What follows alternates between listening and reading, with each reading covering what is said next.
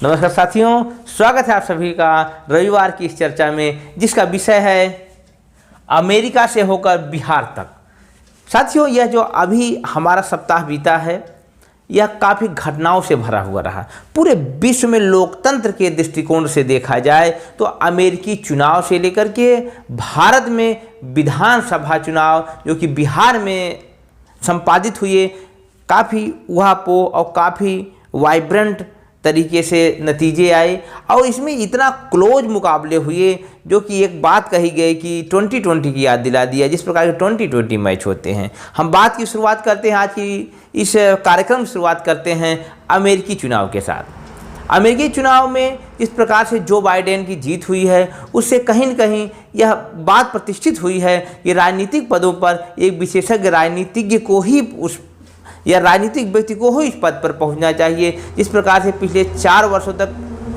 Trump साहब का शासन रहा, उन्होंने पूरी दुनिया में भूचाल मचा दिया और अमेरिका फर्स्ट की पॉलिसी के अंतर्गत बहुत सारे ऐसे निर्णय लिए जो बाकी विश्व के लिए हानिकारक रहे। दोस्तों, इस वीडियो को मैं आगे बढ़ाऊं उससे पहले एक वाकये से शुरुआत करूंगा, एक प्रसंग से शुरुआत करूंगा। बात 1972 की है। एक युवा जो पिछले 4-5 साल से राजनीति में लगातार संघर्ष कर रहा था, वह अमेरिका के ऊपरी सदन सीनेट के लिए निर्वाचित होता है और इस निर्वाचन के कुछ ही दिन बाद जो कि उसके साथ एक ऐसा दुर्घटना होती है जो उसके लिए, उसके जीवन के लिए एक त्रासदी से कम नहीं होती है। साथियों, इस दुर्घटना में वह सीनेटर अपने पत्नी और अपने बच्चों को खो देता है और इसे दुर्भाग्य ही कहा जाएगा कि उसे सीनेटर पद की शपथ लेने के लिए अस्पताल से जाना होता है। और यह साहसी और बहादुर सीनेटर था जो बाइडेन, जिनके बारे में यदि आप पढ़ेंगे तो समझेंगे तो लगेगा कि एक व्यक्ति कितना संघर्षशील हो सकता है। 8 बार सीनेटर रह चुके हैं, एक अनुभवी राजनीतिज्ञ हैं, राजनेता हैं अमेरिका के। साथ ही साथ वह 3 बार अमेरिकी राष्ट्रपति के चुनाव के लिए अपनी दावेदारी पेश कर चुके हैं और 2 बार उपराष्ट्रपति का 2008 से 2012 और 2012 से 2016 तक बराक ओबामा की लीडरशिप में उपराष्ट्रपति भी रह चुके हैं। तो ये बातें बताती हैं कि अमेरिका जो कि 20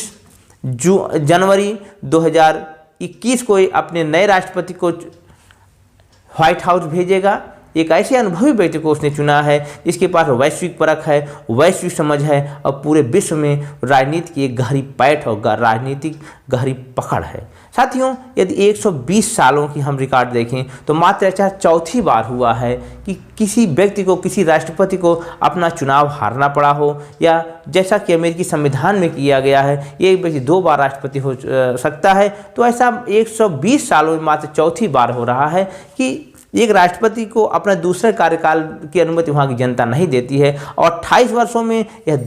पहली बार यह घटना हो रही है 1992 के बाद, जब जॉर्ज डब्ल्यू बुश सीनियर को दूसरी बार राष्ट्रपति पद के लिए पराजय का सामना करना पड़ा था। साथियों, इस बार अमेरिकी चुनाव में पिछले 100 वर्षों में सबसे ज़्यादा मतदान हुआ है। लगभग 67% वोटिंग टर्नआउट हुआ है, जिसमें से लगभग 10 करोड़ मतदाताओं ने बैलेट पेपर से वोट दिया है। इस प्रकार से यह बातें बताते हैं कि अमेरिका एक ऐसे व्यक्ति को चुनना चाहता था जो कि अपने देश को सिक्योर करे और अपने देश की नीतियों में स्थायित्व लाए। जिस प्रकार से अमेरिका लगातार वैश्विक लीडरशिप से, वैश्विक भागीदारी से बचने का प्रयास कर रहा था, दुनिया की बड़ी बड़ी संस्थाओं से अपने आप को पुल आउट कर रहा था, चाहे वह यूनेस्को हो, चाहे वह वर्ल्ड हेल्थ ऑर्गेनाइजेशन हो, चाहे वह फ्री स्पेस ट्रीटी हो। इसी प्रकार से बहुत सारे ऑर्गेनाइजेशन से हट रहा था और साथ ही साथ गलत तरीके से वैश्विक स्तर पर अपना दबदबा बनाने का प्रयास कर रहा था। तो इन बातों से आप समझ सकते हैं कि अमेरिका जो है एक जो कंजर्वेटिव माहौल डेवलप कर रहा था, संरक्षणवादी माहौल डेवलप कर रहा था, उसे वैश्विक स्तर पर दुनिया की बहुत सारी अर्थव्यवस्थाओं का और बहुत सारे देशों का बहुत ही नुकसान हो रहा था। डोनाल्ड ट्रंप के बारे में कहा जाए कि उन्होंने अपने 4 साल के कार्यकाल में एक बार भी अफ्रीकी देशों का दौरा नहीं किया और इस प्रकार से H1N1 वीज़ा उन्होंने अपने देश पर लगाया, जिससे कि विश्व स्तर के अच्छे कुशल कारीगर जो कुशल स्किल्ड व्यक्ति थे, वेल लर्नर लोग थे, उनको वीज़ा प्राप्त करना अमेरिका के लिए मुश्किल हो गया था। जैसा कि जो बाइडेन ने राष्ट्रपति बनने के बाद निर्णय लिया है कि वह 5 लाख भारतीयों को अमेरिका की नागरिकता देंगे तो कहीं न कहीं भारतीय हित भी इससे मजबूत होता है, क्योंकि भारतीय प्रवासी कहीं न कहीं भारत की में अपनी जड़ें तलाशते हैं और पूरे देश के लिए, अपने राष्ट्र के लिए, अपने भारत के लिए यदि कोई बात आती है तो उसका पुरजोर से अमेरिका में मुहिम चलाते हैं। इस प्रकार से देश मजबूत होता है। साथ ही साथ यदि जो बाइडेन की बात की जाए तो भारत से मुल्क की कमला हैरिस का उपराष्ट्रपति चुना जाना एक सम्मान की बात है। और यह बात कही जाए जो बाइडेन का भारत के प्रति क्या रवैया रहा है तो आपको जानकर के खुशी होगी कि 1998 में 1998 में जब भारत ने परमाणु परीक्षण किया था तो जो बाइडेन ने अमेरिकी सीनेट में भारत का पक्ष रखा था और भारत के पक्ष में तर्क दिए थे और साथ ही साथ भारत द्वारा किए गए इस परमाणु परीक्षण का समर्थन भी किया था। और 2006 में उन्होंने अपने एक लेख में पूरी दुनिया को बताया था कि भारत दुनिया की 2 democracy, one of the largest democracy in the world India और one of the oldest democracy in the world USA, जब तक एक दूसरे के साथ मिलकर के कंधे से कंधा मिला करके आगे नहीं बढ़ते हैं तब तक विश्व में भारत और लोकतंत्र की स्थिति और सेहत मजबूत नहीं होगा। और साथ ही साथ उनका पाकिस्तान के प्रति जो रवैया है वह भी कहीं न कहीं पाकिस्तान के हित में अवश्य आता है, क्योंकि वो कई बार इस बात की वकालत कर चुके हैं कि हमें पाकिस्तान को आर्थिक सहायता देनी चाहिए और पाकिस्तान को आतंकवाद से लड़ने में उसकी सहायता करनी चाहिए। अफगान नीति की बात की जाए तो बाइडेन का स्पष्ट कहना है कि कई वर्षों तक अभी अमेरिकी सैनिकों को अफगानिस्तान में रह करके अफगानिस्तान के साथ साथ पूरे क्षेत्र की सुरक्षा, संप्रभुता की रक्षा के लिए वहाँ पर लगे रहना होगा, जो कहीं न कहीं भारत के हित में अवश्य है क्योंकि अफगानिस्तान में अमेरिकी सेनाओं का होना पूरे क्षेत्र के लिए एक शांति का संदेश जाता है। तालिबानी जैसी कट्टरवादी सोच के विरुद्ध खड़ा होना यह बहुत ही मजबूत कदम है। और हम जिस प्रकार से डर रहे थे कि यदि अमेरिका वहाँ से पुल आउट करता है तो तालिबान का प्रभाव बढ़ेगा, जैसा कि इस समय लगातार वहाँ पर तालिबान हमले कर रहा है, तरह तरह की चरमपंथी कार्रवाइयाँ कर रहे हैं जिसमें बहुत से लोग मारे जा रहे हैं और सरकारी सेना का और सरकारी व्यक्तियों का, सरकारी कर्मचारियों का बहुत ही ज़्यादा व्यापक अहित हो रहा है। तो अमेरिका का वहाँ पर टिकना इस पूरे क्षेत्र के लिए एक अच्छी बात होगी, विशेष रूप से भारत के लिए। और साथ ही साथ चीन के प्रति इनका जो रवैया है, यह जिस प्रकार से टैरिफ का वार चल रहा था अमेरिका और चाइना के बीच, उसमें यह नेगोशिएशन या कूटनीतिक पक्ष को आगे रखेंगे। इनका दृष्टिकोण धारा 370 को लेकर के भारत के पक्ष में तो बिल्कुल नहीं है। इनका कहना है कि हमें कश्मीर को में इस प्रकार का माहौल डेवलप करना चाहिए जिससे कि मानवाधिकारों का हनन ना हो। एक मानवतावादी और उदारवादी दृष्टिकोण के व्यक्ति कहे जा सकते हैं, जिसे लिबरल कहा जाता है। तो इस प्रकार से ओवरऑल लब्बल लुआब देखा जाए इस पूरी बात का, तो कहीं न कहीं मुझे जो लगता है जो बाइडेन जो हैं वह ट्रंप की अपेक्षा बेहतर रहेंगे भारत के लिए, क्योंकि ट्रंप एक ऐसे व्यक्ति थे, भले ही हमें यह लग रहा हो कि उनकी नीतियां भारत के पक्ष में थे, प्रो इंडियन थे, लेकिन वह जब व्यापार की बात करते थे, कारोबार की बात करते थे तो प्रबल संरक्षणवादी और अति राष्ट्रवादी और आक्रामक राजनीतिज्ञ थे, जिनके बारे में यदि यह कहा जाए कि उनके दिमाग का और उनकी सोच का प्रेडिक्शन करना एक बिल्कुल सही नहीं था। वो एक अजीबोगरीब पर्सनालिटी थे जिनके हटने से कहीं कहीं पूरी दुनिया में, पूरे वैश्विक स्तर पर मुझे ऐसा आशा लगा के बैठा हूं कि एक सकारात्मक माहौल आएगा। तो यह अमेरिकी चुनाव से जुड़ी हुई। साथियों, अब हम अपने देश में हुए चुनाव बिहार पर चर्चा करेंगे। बिहार का जो इस बार का चुनाव था बड़ा ही रोचक, रोमांचक 2020 मुकाबले जैसा था, जहां महागठबंधन की प्रमुख पार्टी राष्ट्रीय जनता दल ने अपनी ताकत का प्रदर्शन किया और उसके जो मुख्यमंत्री पद के दावेदार थे तेजस्वी यादव ने एक प्रकार का मैसेज दिया कि यदि सत्ता में रहने वाली सरकार या एनडीए सरकार बढ़िया से रोजगार पर,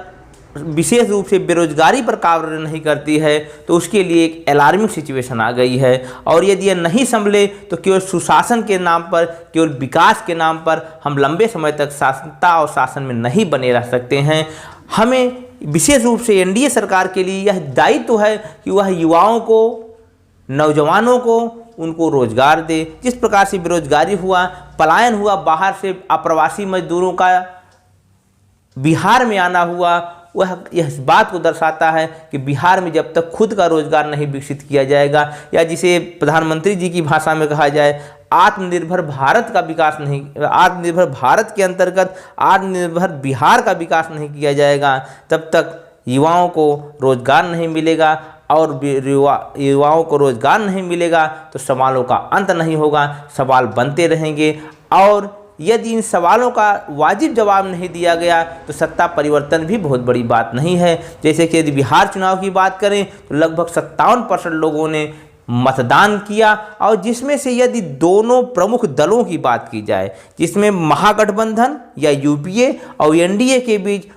वोट परसेंटेज का फासला आपको जान करके ताज्जुब होगा, मात्र 0.1% रहा,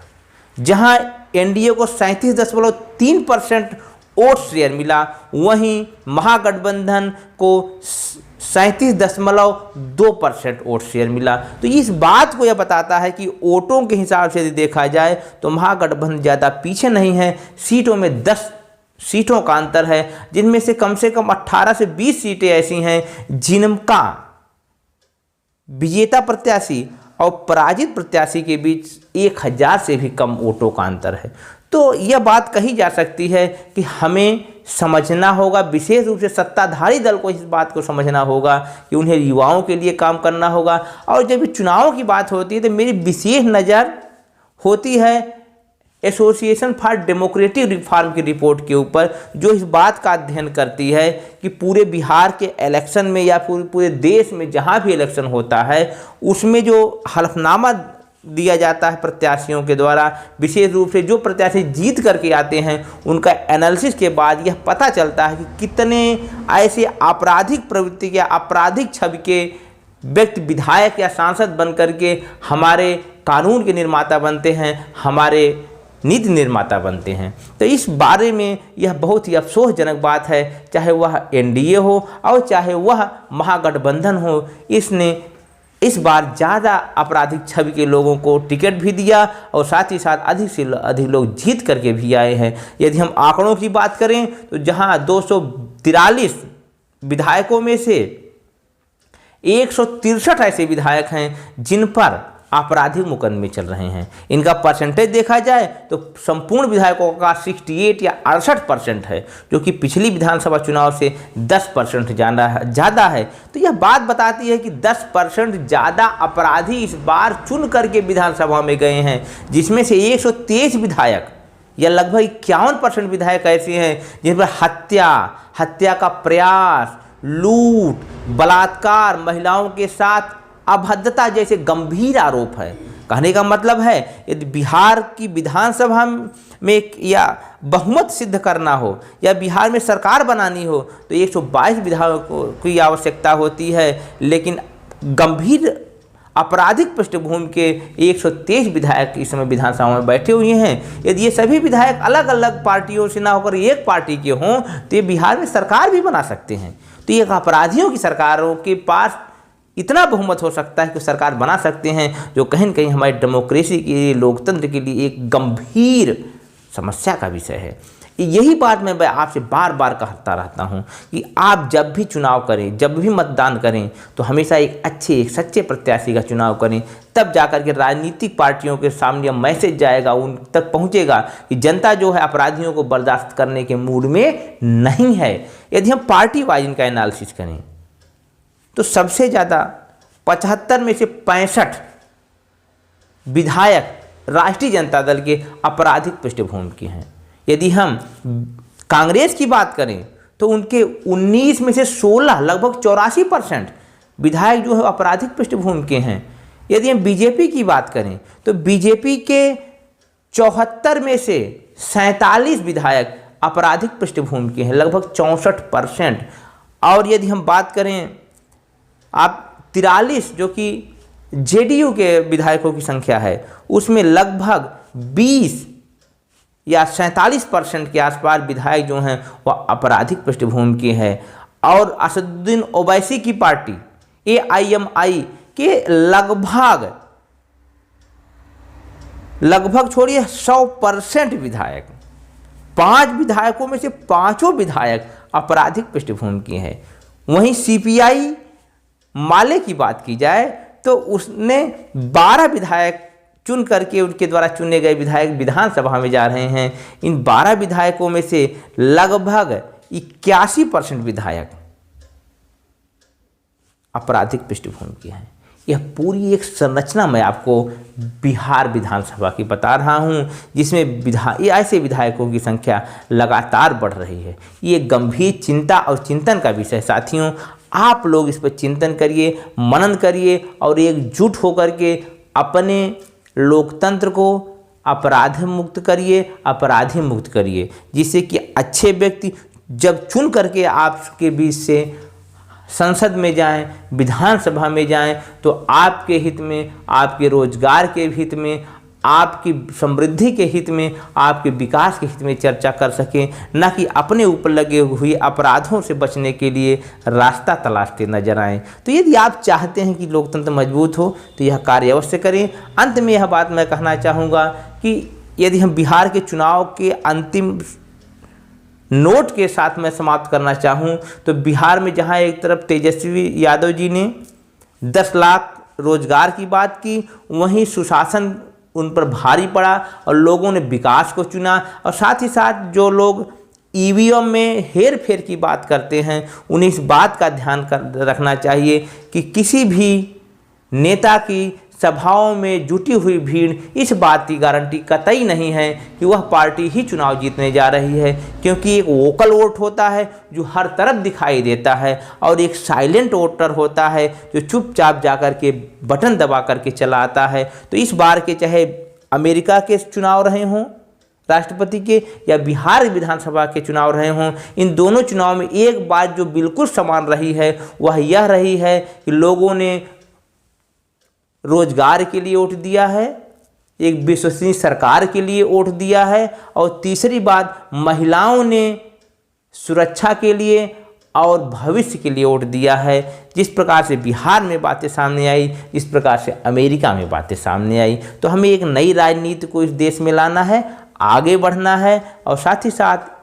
इन्हीं बातों के साथ मैं इस वीडियो को समाप्त करने की आप लोगों से अनुमति चाहता हूं। उम्मीद है मेरी बातें आपको अच्छी लगी होंगी, इन्फॉर्मेटिव लगी रहेंगी। फिर मैं आपसे अगले रविवार तक मिलूंगा। तब तक गुजारिश है आप इस चैनल को लाइक करें, सब्सक्राइब करें और सकारात्मक विचारों को आगे ले जाने के लिए अधिक से अधिक लोगों तक शेयर करें। तो मिलते हैं अगले रविवार तक। तब तक आप लोग खुश रहें, आबाद रहें, सलामत रहें। बहुत बहुत धन्यवाद। नमस्कार।